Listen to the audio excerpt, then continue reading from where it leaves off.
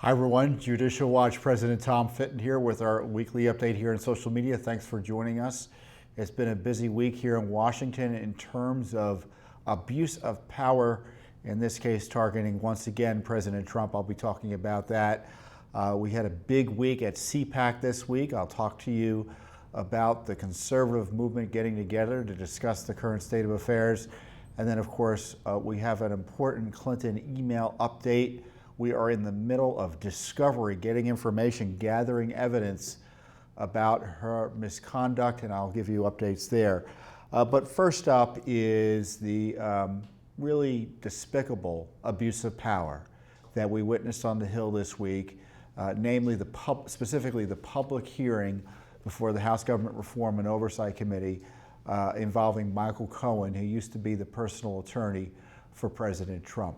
Now, you may remember the Cohen has pled guilty to various crimes, including lying to Congress. So the idea that he would be brought in as a credible witness concerning Mr. Trump is quite laughable. But most concerning is that Mr. Cohen is President Trump's attorney, or was his attorney.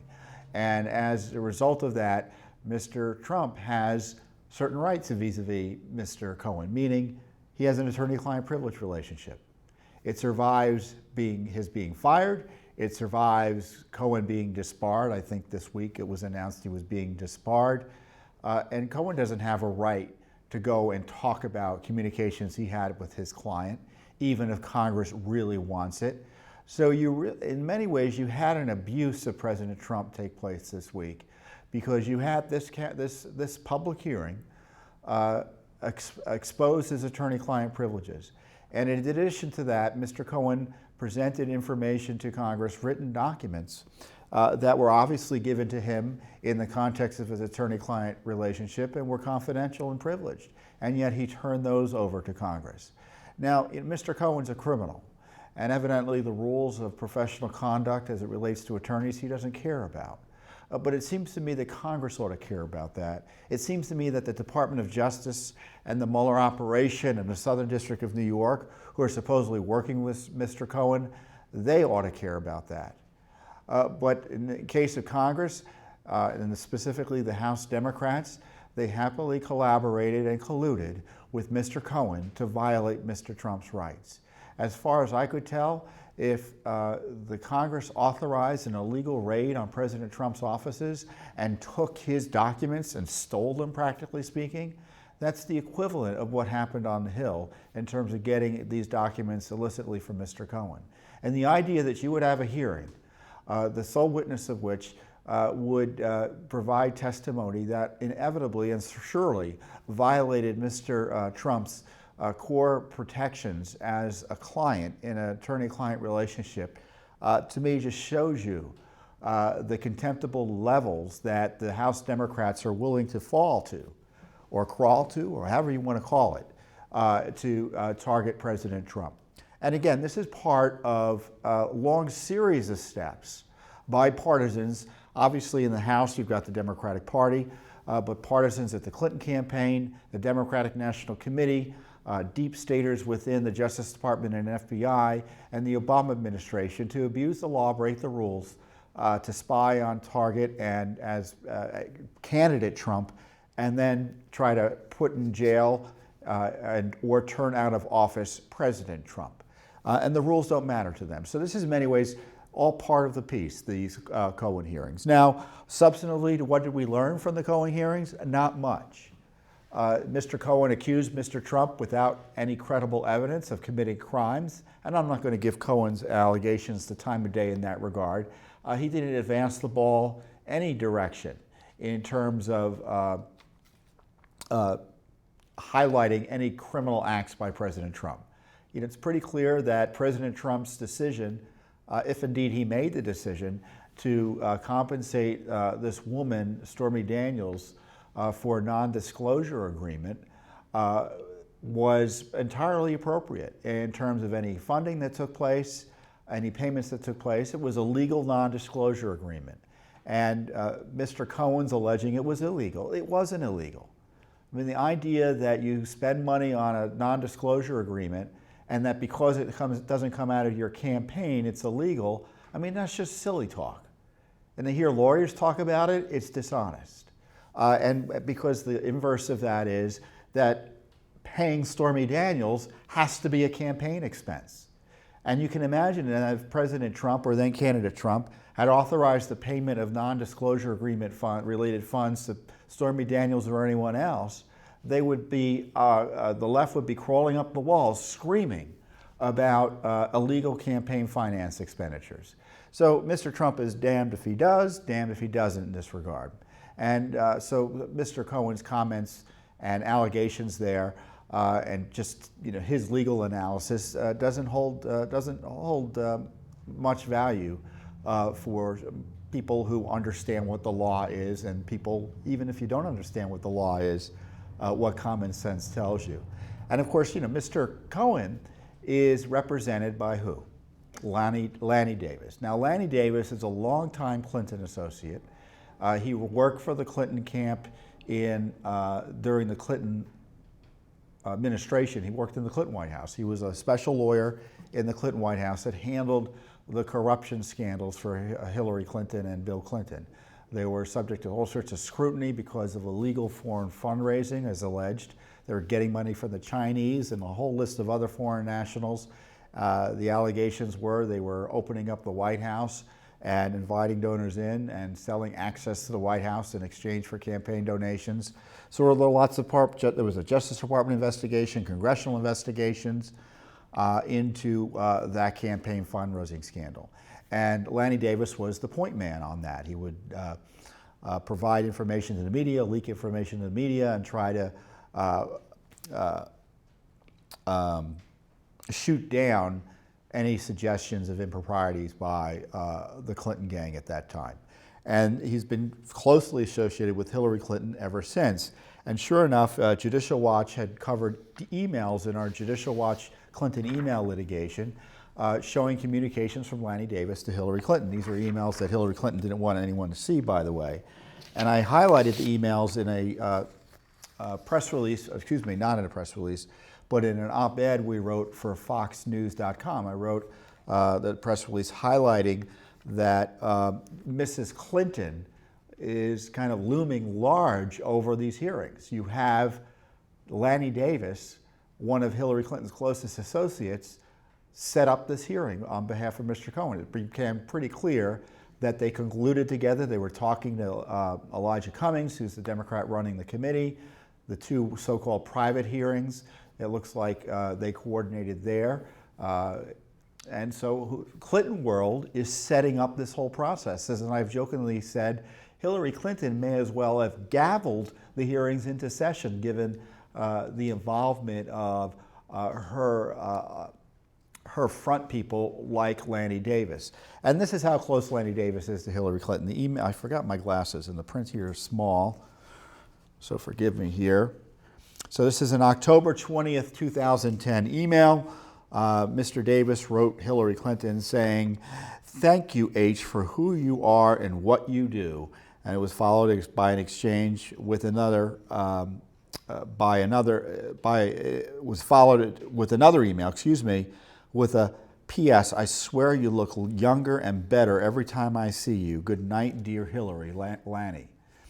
Now, look, it's pretty clear they're friends, and Lanny loves Hillary Clinton.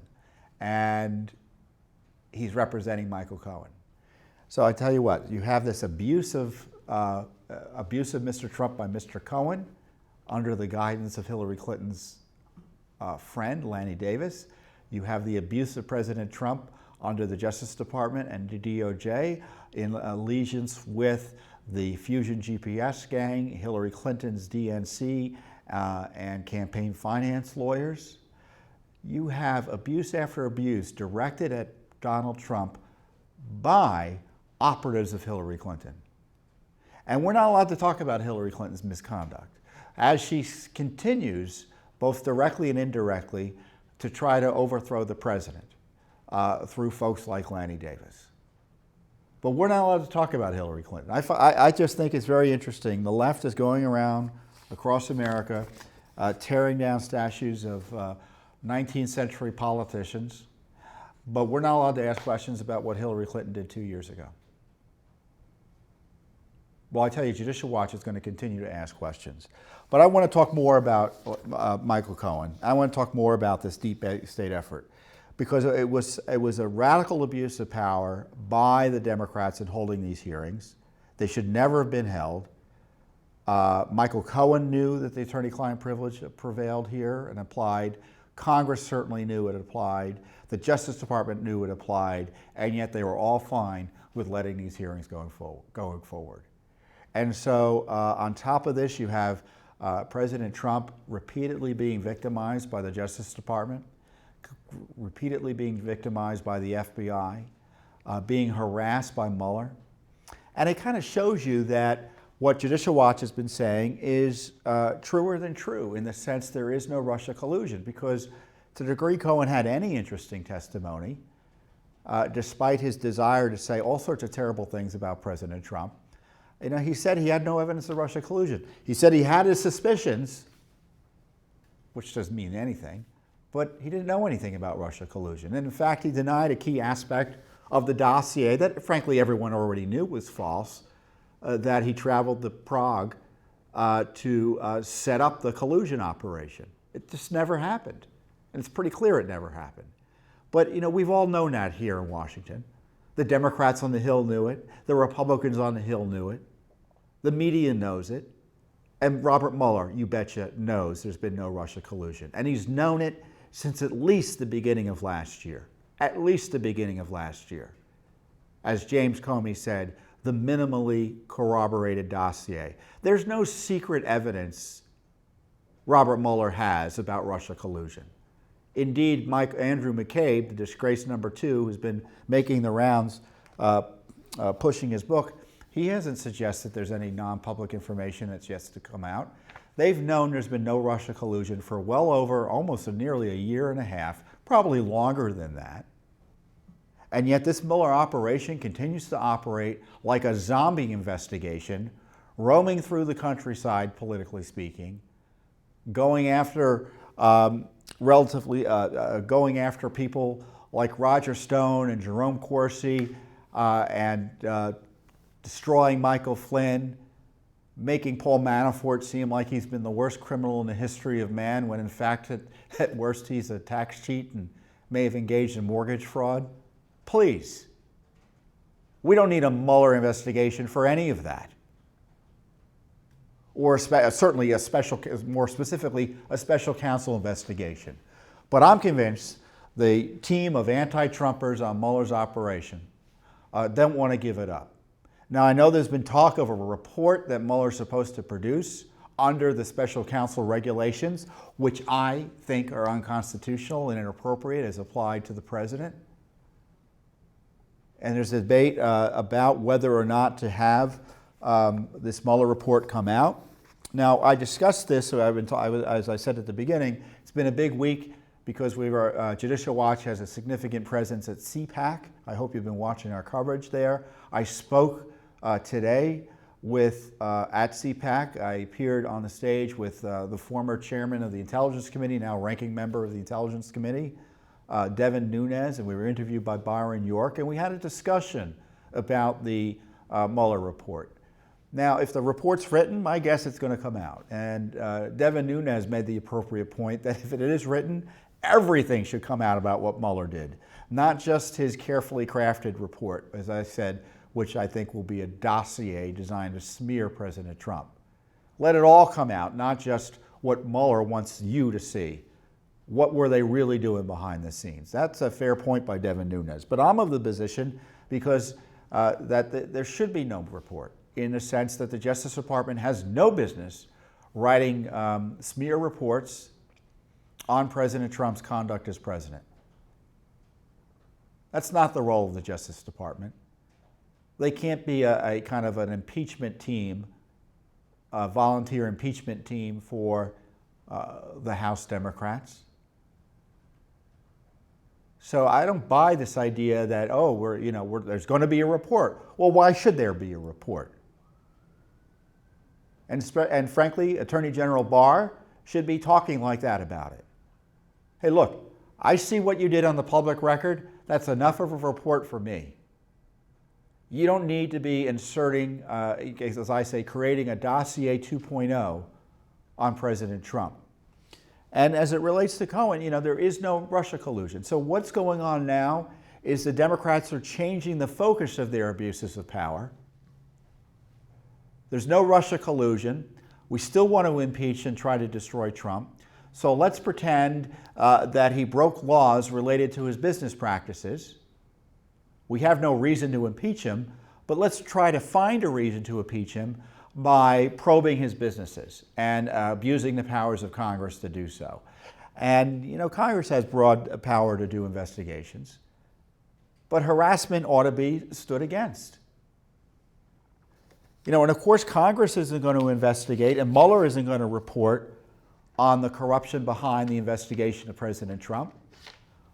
I went back and I got this, the IG report that talked about the Carter Page FISA warrants, in part, that talked about the, did it talk about the FISA warrants? I don't remember, but it talked about Lisa Page and Peter Strzok, those text messages, how McCabe lied, the number 2 at the FBI, Comey's misconduct, other misconduct by the FBI, the cover-up of the Clinton email scandal. This document is, it's heavy. It's over 500 pages. And then there's an appendix, it's another 50 pages. Why isn't Congress following up on this appropriately? Why isn't Mueller being asked? Because Adam Schiff, the head of the Intelligence Committee, has said, well, this Mueller report, any part of it is kept private. I'm going to subpoena Mueller. Well, is he going to subpoena Mueller to ask him about his abuses of power? Of course not. Is he going to subpoena Hillary Clinton's campaign to talk about their use of Russia intelligence sources to create the dossier? Are they going to subpoena Mrs. Clinton's lawyers? Why aren't Mrs. Clinton's lawyers being questioned? Well, they were implicated in the destruction of documents. They hired and tried to mask through those emails. Remember those emails that were deleted? They were deleted by Hillary Clinton's lawyers at her direction. Is Congress going to question them? Is Congress going to question her campaign finance lawyers who disguised their hiring of Fusion GPS in federal campaign finance filings? Are they going to talk about bringing their lawyers in and talk about and ask them about their communications with the deep state FBI to target President Trump? We know those communications took place. The top FBI lawyer admitted to it on the dossier. We also know that Mrs. Clinton's lawyers talked to the FBI's top lawyers about the Clinton email issue, the emails that were found on Anthony Weiner's laptop and their investigation. And they were scrambled to respond to Mrs. Clinton's lawyer. None of that's going to be followed up on by the Democrats. And I guarantee you it's not going to be followed up on adequately by the Senate. And are they going to ask Rod Rosenstein finally, who's now heading out the door, are they going to ask Rod Rosenstein about his discussions to overthrow the president through the 25th Amendment improperly invoked, and to and Rosenstein's decisions and discussions to tape President Trump in the Oval Office and spy on him that way? Who's doing those investigations? Is the Justice Department? No, not that I can see. Is Congress? No, not that I can see. Lindsey Graham has expressed some interest in doing it. I hope he does. Judicial Watch has dozens of lawsuits in court on all of these issues. Russia collusion is over. They're abusing President Trump by targeting his personal finances and business practices, whether it be through Congress or the Southern District of New York. You hear a lot about that, the Southern District of New York. Serious investigative team up there. This is the U.S. Attorney's Office up there. Well, those are deep staters up there investigating President Trump again. They're not being supervised by a political appointee because, like Jeff Sessions had done, he's recused himself. And they're basically working hand in glove with the Mueller operation. There's no single greater expenditure, I would suspect, I don't know for a fact, but I would suspect, on any other investigation by the Justice Department than this Get Trump effort. I guarantee you that. Most federal prosecutions, you got one or two prosecutors, and they do all the work. They've got some FBI agents individually they work with. Even major terrorism investigations or major drug crime investigations, they only have a handful of prosecutors. Mueller has well over a dozen still, countless FBI investigators. He's dragooned the Southern District of New York, and who knows what other assets, both formally and informally, at the Justice Department. With zero, as far as I'm concerned, appropriate and constitutional supervision. And of course, once again, it's Judicial Watch that's doing all the heavy lifting here, because we've got the lawsuits ongoing, and as a matter of fact, we have documents coming out next week. We're still reviewing them, documenting the communications between Bruce Orr, the number 4 official at the Justice Department, who was talking to Chris Steele, who worked for Fusion GPS, who also employed his wife, Nellie Orr. We're getting the documents out. On Clinton emails, it's Judicial Watch that's getting the documents out. We have another batch of emails coming out too on Clinton emails, I think next week. Congress isn't doing that. The Justice Department, State Department, we had to sue to get the records. And we still don't have all of Clinton's emails. So we got a rule of law crisis. And, as I said at CPAC this week, or today, it was early in the morning, so it seems like it was yesterday, that President Trump is a crime victim. I mean, he's been targeted with illegal acts by federal law enforcement. I don't know how else to you can't put lipstick on that pig, the attacks on President Trump. It's criminal what's taking place. It's abusive, yes, but lots of things are abusive. It's wrong, yes, lots of things are wrong. But I think it's illegal. I think it's criminal to have government officials like Peter Strzok abuse their offices to target people they don't like politically. And because Mueller is still doing his operation, they're never going to have you're not going to get a serious criminal investigation of that activity. This is why the Mueller operation needs to be shut down, so we can do a full examination of the corruption behind the targeting of President Trump.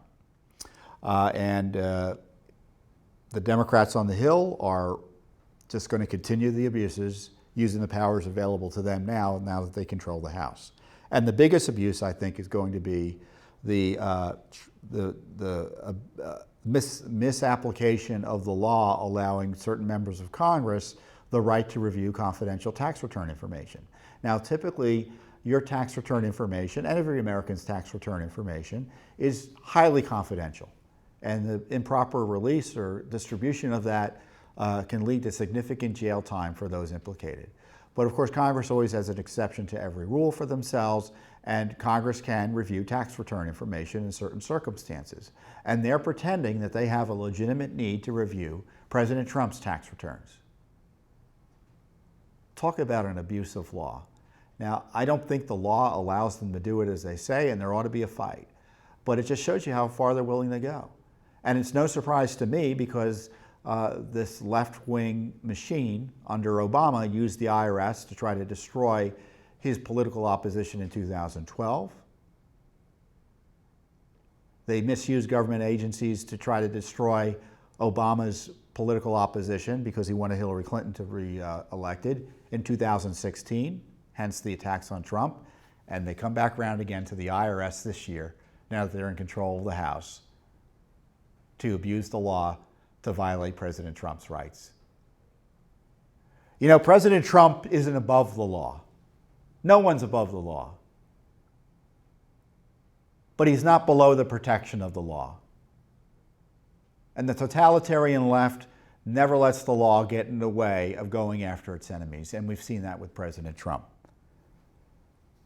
So this is why I get upset about this, because I just see this as a fundamental rule of law issue, and we elect our president. And I don't want bureaucrats coming in and breaking the law to undo elections. Now, impeachment in the House and the Senate, that would be a political process.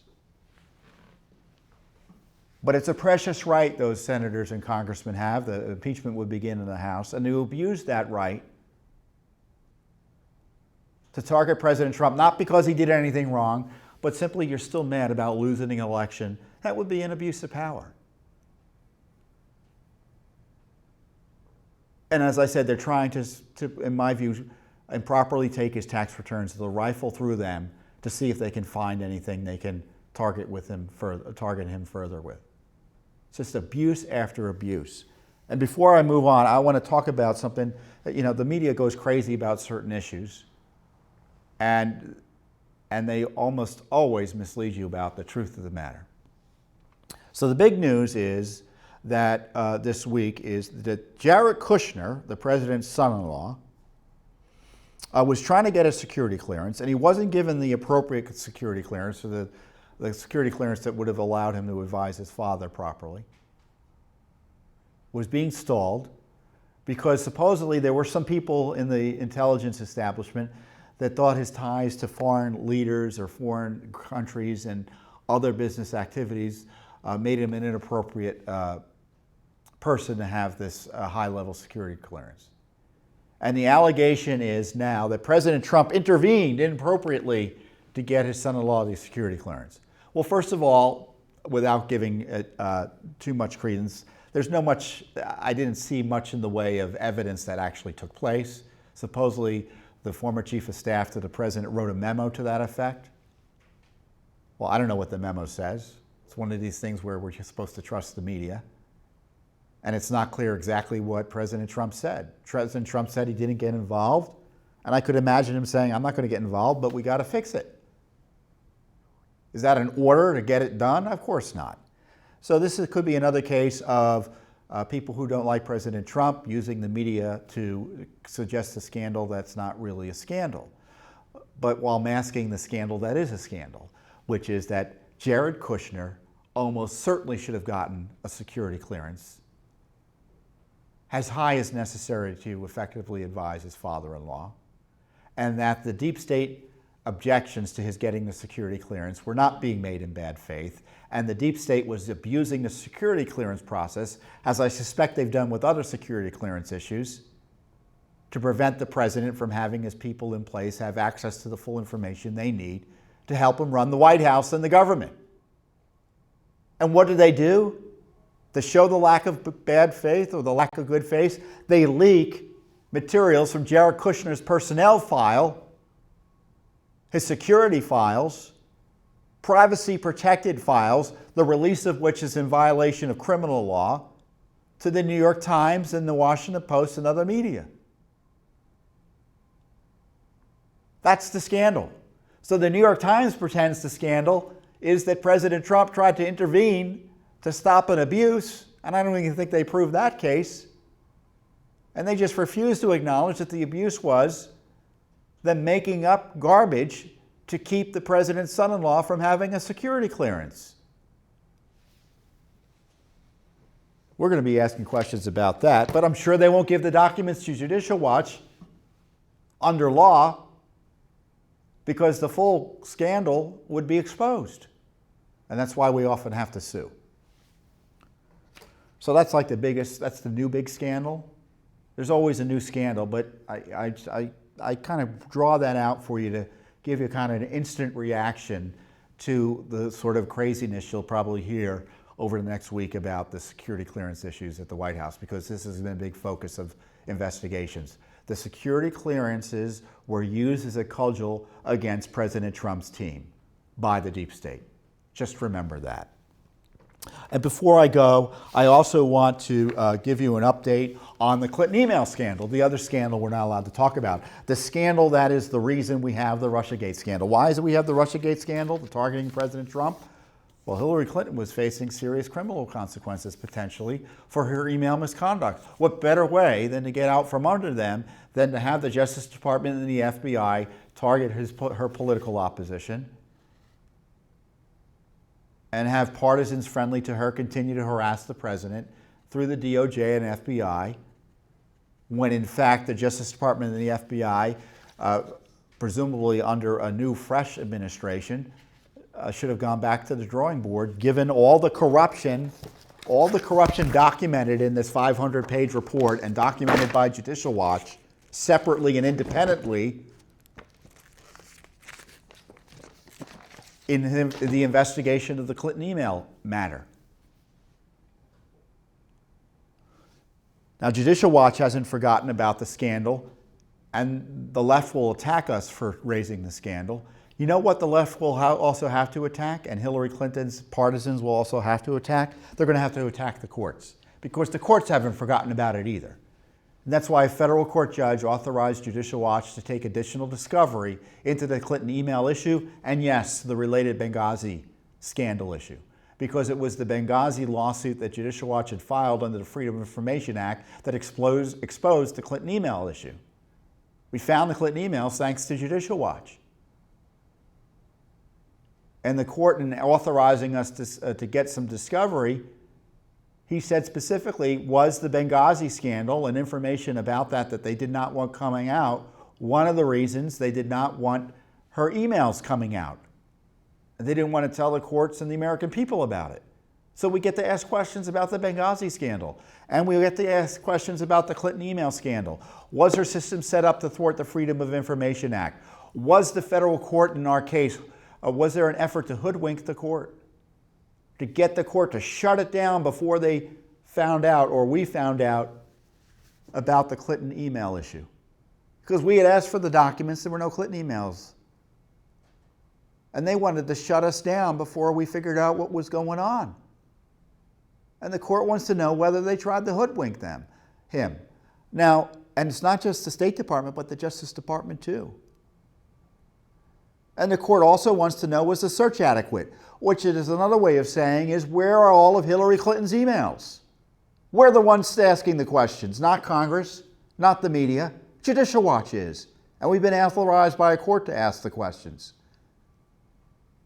Because our litigation has found that the FBI has only been able to recover 5,000 of the 33,000 emails Hillary Clinton deleted or tried to hide or destroy.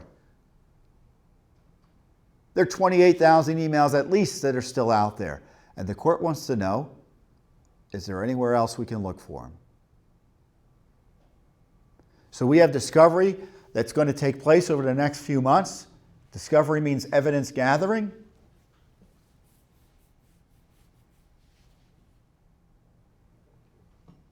We get to take testimony, gather documents, submit written questions to the agencies and some witnesses and get written answers.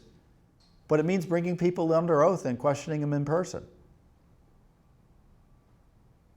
We have 10 depositions scheduled over the next several months. We've got document requests out there. So if you want to know what's going on with the Clinton email scandal, it's Judicial Watch that's doing all the work.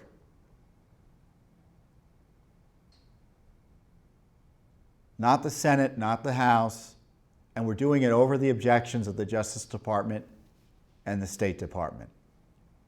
We get to submit written questions, for instance, to Susan Rice, the former ambassador to the United Nations under Barack Obama, who went on 5 Sunday morning talk shows and lied about the Benghazi attack. We get to ask her questions in writing under oath. We get to ask the number, I don't know what number he was at the FBI, but one of the top FBI officials, Bill Priestep, questions under oath about the FBI investigation to figure out where all emails are. Those questions will be in writing under oath. We'll be talking in person to Jake Sullivan, a top aide to Hillary Clinton. We'll be talking in person to one of Hillary Clinton's lawyers. And yes, if there's an attorney-client privilege that can be fairly invoked, we won't get answers potentially. But Mrs. Clinton's rights will be protected in this court process, unlike Mr. Trump's rights, who are being violated 6 ways to Sunday in Congress and, frankly, by the Justice Department and the FBI on a regular basis. And after all of this is over, we may have the opportunity, and the court invited us to go back to him, it's Judge Royce Lamberth is the judge, and make the case if we want to question Hillary Clinton under oath, in addition to what we've already asked from her in other cases. So we're not forgetting about this. So it's the accountability continues on the Hillary Clinton email scandal, thanks to Judicial Watch. So a lot going on here at Judicial Watch.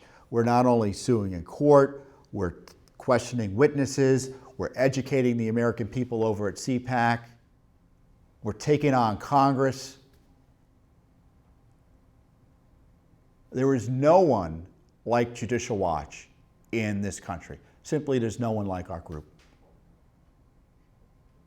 And I'm proud as all get out to be able to work here and to do this work and help lead Judicial Watch. And we can't do it, of course, without your support. I encourage you to support our work.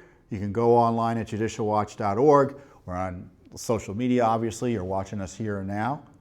But get the word out. Support our work. Spread the word about Judicial Watch.